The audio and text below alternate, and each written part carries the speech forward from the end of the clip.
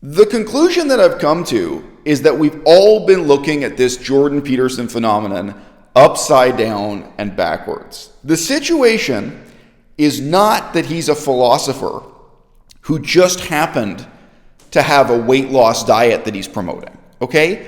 The guy is an international sensation because he's skinny, because millions of people around the world are really psychologically messed up about diet and weight loss. There are middle-aged people who look at him and want to be like him and want to lose weight, and it was precisely the weight loss that was his charisma, that was his magnetism. It never was his philosophy, because let me tell you something, I did a book review video on his terrible book.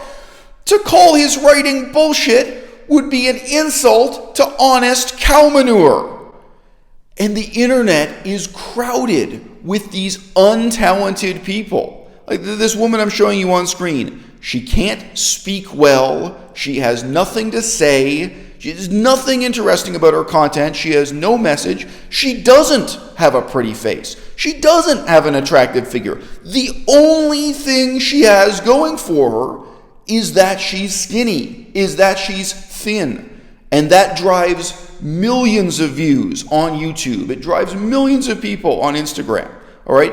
People have this desire, this yearning to receive encouragement from skinny people whom they otherwise have something in common with, whom they find relatable. There are middle-aged men and women who are looking at Jordan Peterson and thinking, oh, I could look like that. That's exactly what they're drawn to. It's that they want to be like Jordan Peterson in the shallowest sense imaginable just because he's skinny. Well, then I lost 7 pounds the next month. Then I lost 7 pounds the next month. I lost 7 pounds every month for 7 months. It's like I had to throw away all my clothes. I went back to the same weight that I was when I was 26. And my psoriasis disappeared. And I had floaters in my right eye, and they cleared up. People tend to imagine that compulsive liars are social outcasts, and nothing could be further from the truth. A typical compulsive liar, like Jordan Peterson, gathers a great deal of positive attention around himself or herself, because what people tend to hate and fear are carefully contrived lies. What they tend to despise are people who intentionally try to manipulate them, people who lie to them with a very clear sense of purpose. And the compulsive nature of compulsive lying is very much what you just heard Jordan Peterson doing.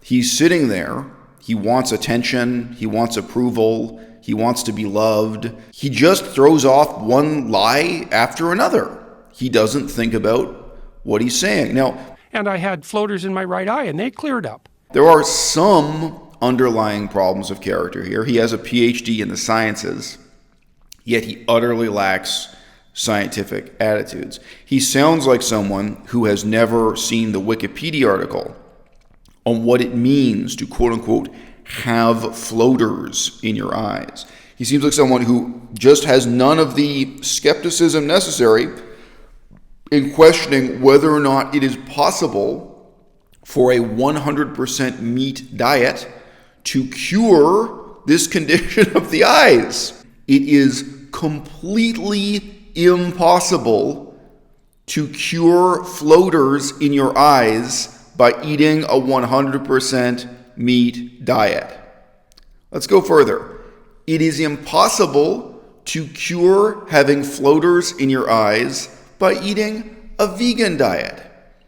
It is impossible to cure the condition known as having floaters in your eyes with any diet whatsoever, whether it be starving yourself or whether it be eating 5,000 calories. There is no diet possible on this earth that can cure or improve the condition known as having floaters in your eyes. Jordan Peterson is not the first person to lie about this on the internet, okay? But I think we all know, even just listening to that short clip, that it's not the case that Peterson did a bunch of research on this and he happened to read really biased papers or studies, you can tell he is just saying anything to try to captivate the crowd. He is not in a contrived and intentional way lying. He is just lying all the time because he is a habitual liar. He is lying out of neediness, not out of some kind of sincere scientific conviction. But you know what? The internet is full of people looking for answers. And a health condition like having floaters in your eyes is a great example where people feel desperate for some kind of reassurance. People feel desperate for some kind of positive suggestion. They feel desperate for guidance. They look for articles like this one that seem to promise them a way that they can solve this problem themselves. Oh, what can I do to improve this condition through my diet? Now, credit to the people at livestrong.com. Although this sounds like it's going to be another dishonest bullshit article, what it actually does is inform you, guess what? As you get older, the quality of the guck in the core of your eyeball degrades. And that's why you've got floaters. And there's absolutely nothing you can do about it.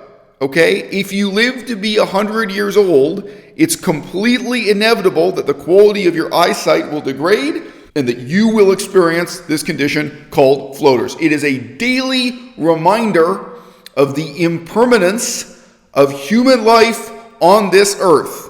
You drink water, you breathe air, you eat food. All of these things are going to decompose and biodegrade, and the water in your veins will return to the rain cycle, and the air in your lungs will return to the atmosphere, okay? Everything born must one day die. Profound though it may seem, there is nothing you can do to improve the condition known as floaters. The Livestrong article here ends up by saying, well, maybe you can avoid coffee and try to relax and try to avoid, blood vessel constriction. And notice there at the end of the highlighted portion of text, evidence is anecdotal. Guess what, guys? There is absolutely nothing you can do in your diet to improve the inevitable process of the vitreous liquid in the core of your eyeball decomposing as you get older. If you quit coffee and it makes you feel better about it, I'm happy for you. If you drink twice as much coffee and it makes you feel better about it, I'm happy for you. But this is not a medical problem you can solve through diet. It is definitely not a medical problem you can solve through eating the world's unhealthiest diet, which happens to be Jordan Peterson's diet. Well, then I lost 7 pounds the next month. Then I lost 7 pounds the next month. I lost 7 pounds every month for 7 months. It's like I had to throw away all my clothes. I think there is a subtle but important change that comes about when you sort of admit to yourself, look, the problem with Jordan Peterson isn't that he's some kind of scientist who just happens to do this diet and weight loss stuff. The problem with Jordan Peterson isn't that he's some kind of respectable philosopher and academic. It's not that he's some kind of respectable right-wing commentator on Canadian politics. It's not that he's a respectable religious leader, even on the conservative right. No. The problem with Jordan Peterson is not that he's any of these respectable things and just happens to be a drug addict. You have to evaluate him with an awareness that he is first and foremost a drug-addicted weight loss guru who lost the weight because he was addicted to benzodiazepines.